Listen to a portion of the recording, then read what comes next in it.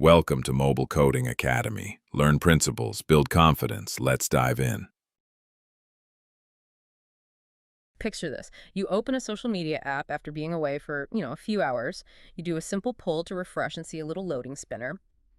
But behind that spinner, an entire concurrent system just woke up. Oh, yeah. I mean, from your perspective as the user, it's just a spinner, right? But architecturally, you've actually just kicked off this massive burst of back-end activity. Exactly. So today we're doing a deep dive into the engineering notes from Mobile Coding Academy, episode 0008. Our mission is to investigate a production incident and answer one really critical question. Why should only one coroutine refresh the authentication token? It's a great question, because that single pull doesn't make just one request. It triggers 5 concurrent, completely independent requests. Right, you're loading the profile, the feed, messages, friends, notifications all at once. And doing this concurrently makes sense, right? Like you want to save time. Total sense. But the catch here is that because you were inactive for a few hours, your access token expired. So all 5 of those independent requests hit the backend at the exact same time, and all 5 receive a 401 unauthorized response. Okay, let's unpack this for a second. If all 5 requests see a 401, why not just let each one refresh the token and retry? I mean, it's just like 5 people hitting refresh on our browser, right? Well, that naive approach is exactly what causes a refresh storm.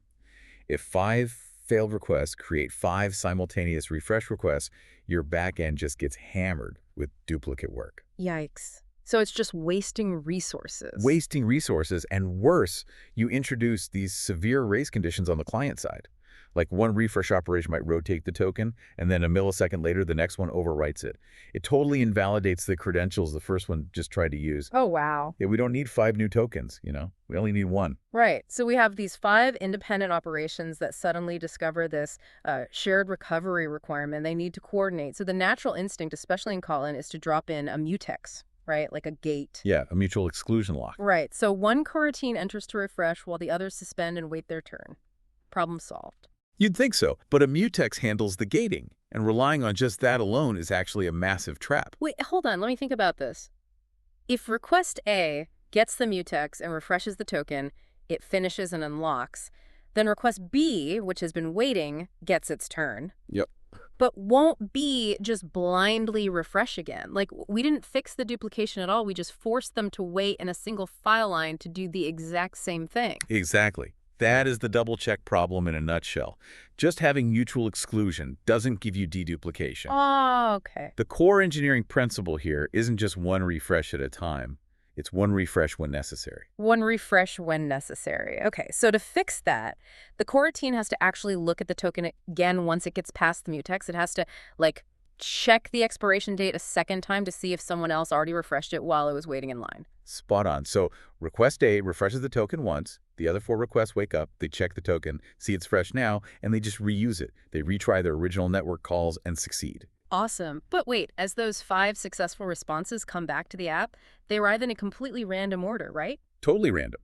The completion order is entirely non-deterministic, and this introduces the whole next phase of the incident, which is updating the shared UI state. Oh, right, because they're all trying to write to the screen? Exactly. If all 5 responses try to update the UI at the exact same time using a simple read-modify-write pattern, they'll just overwrite each other with stale data. Yeah.